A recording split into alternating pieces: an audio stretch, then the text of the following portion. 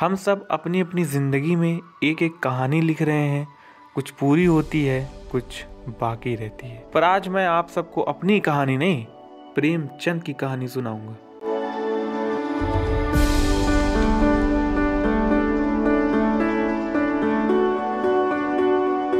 ये इंसान को जब मैं पढ़ता हूँ तो खो जाता हूँ। सोचता हूँ कोई कैसे इतना अच्छा और रिलेटेबल लिख सकता है। हाँ, रिलेटेबल की हिंदी नहीं पता हमको। पर आज की कहानी शुरू होगी 42 किलोमीटर दूर मेरे गांव मुर्की से।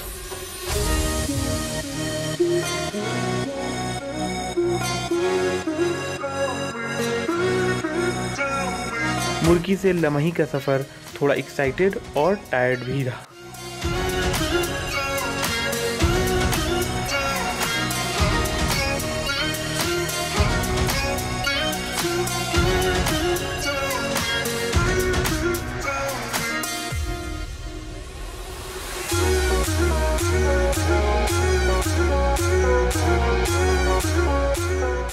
लमही पहुंचकर सबसे पहले हम लोगों ने कुछ खाया, क्योंकि भाई पेट भी कुछ चीज़ होती है। और मैंने तो आपको बताया नहीं कि ये गांव आजमगढ़ और बनारस के हाईवे के जस्ट बाजू में, मतलब बगल में है।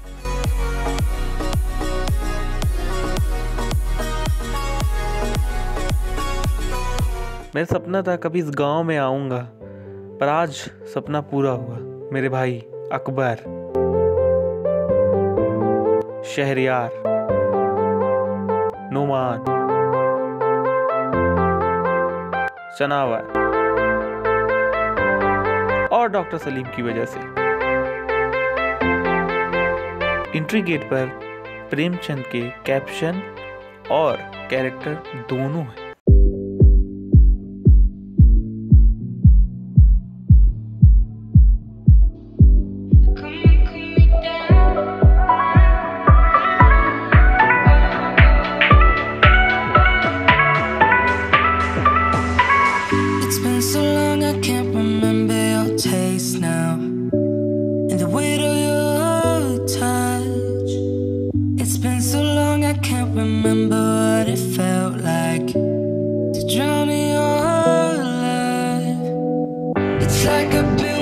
जैसा कि मैंने आपको शुरू में कहा था कि मैं जिस किताबों को पढ़ता था उस किताबों वाले इंसान को, यानी कि जो राइटर है, उस इंसान को ढूंढने के लिए उसके गांव लमही में मैं प्रवेश करने वाला हूं। और इसी के साथ ही आज का व्लॉग में यही सारी बातें हम करेंगे। बाकी सब बढ़िया है, enjoy the vlog. Thank you. Banaras आए और लमही नहीं आए, तो बनारस आए क्यों ये बताओ। बिल्कुल आप बताओ, लेकिन उससे पहले आज हम लाइब्रेरी, बर्थ प्लेस और उनके रिटर्न प्लेस पे हम आएंगे और उस बारे में बात करेंगे। ये लाइब्रेरी है जहाँ पर उनकी लिखी हुई सारी किताबें अवेलेबल हैं, और ये वो स्टैंड है जिसमें वो अपनी लैंप रख कर लिखा और पढ़ा करते थे। मुंशी प्रेमचंद के बारे में मैं सिर्फ इतना कहना चाहता हूँ, जब आप इनकी किताबें पढ़ते हैं तो उस किताबों में आपको विजुलाइज बहुत अच्छे तरीके से होता है। और इस कदर का विजुलाइज हुआ कि आपने यहाँ पे देखिए दसपना ईदगाह का, मतलब ये एक्चुअल में कोई रियल स्टोरी नहीं है। चिमटा, वही ये दसपना, ये चिमटा तो चीजें हैं। यही सब चीजें मुंशी प्रेमचंद को सबसे अलग बनाती है। और हमारे यहाँ से जितने लोग हैं, ये सब लोग बहुत ही, मतलब हिंदी के बहुत बड़े बड़े कवि हैं ये सब।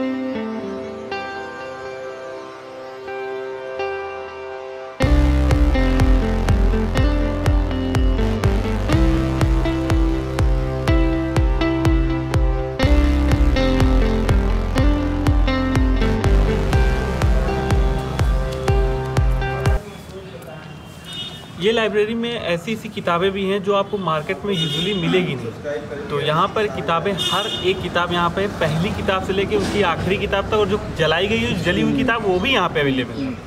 तो आप ज़रूर यहाँ पर प्लीज़ विजिट करिए। मुंशी प्रेमचंद का स्मारक बना हुआ है, जिनका जन्म 31 जुलाई 1880 में हुआ था।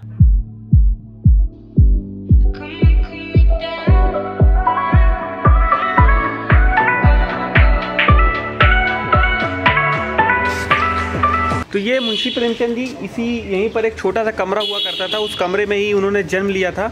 बाकी जब इन्होंने लिखने का जो कार्यक्रम किया वो वहाँ पे एक हाउस है, ये आप देख रहे हैं यहाँ पर, वो वहाँ पे वो लिखने का कार्यक्रम जो उनका था वहीं पे वो शुरू किया था।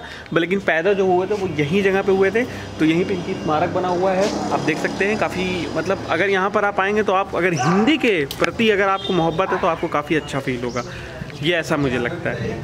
बाकी मर्जी आपकी। हम लोगों ने यहाँ पर एक छोटा सा इंटरव्यू भी दिया, एक्चुअली मैंने नहीं दिया, हमारी और टीम के मेंबर थे, भाई लोग थे, उन्होंने इंटरव्यू दिया। इनके चैनल पर वो इंटरव्यू आएगा। सर चैनल का नाम बता दीजिए। मेरे चैनल का नाम है ब्रो ज्ञान टॉक, BROGYNTALK।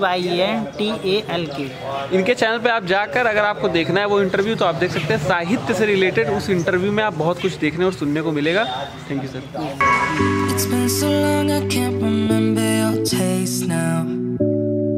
हमने बहुत कोशिश की कि इस घर में जा सके, पर वक्त की कमी की वजह से जा नहीं सके।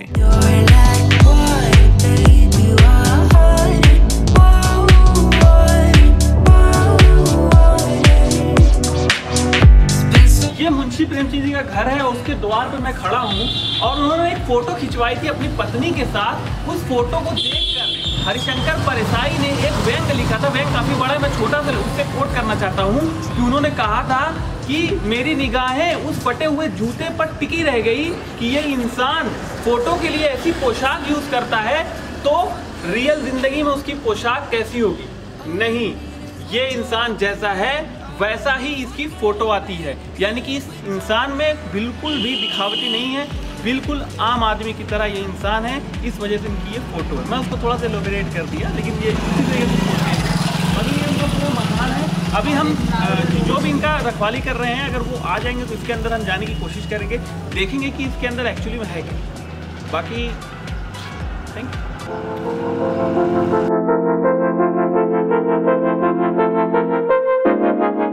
जैसा कि मैंने कहा था, हम सब एक कहानी लिख रहे हैं।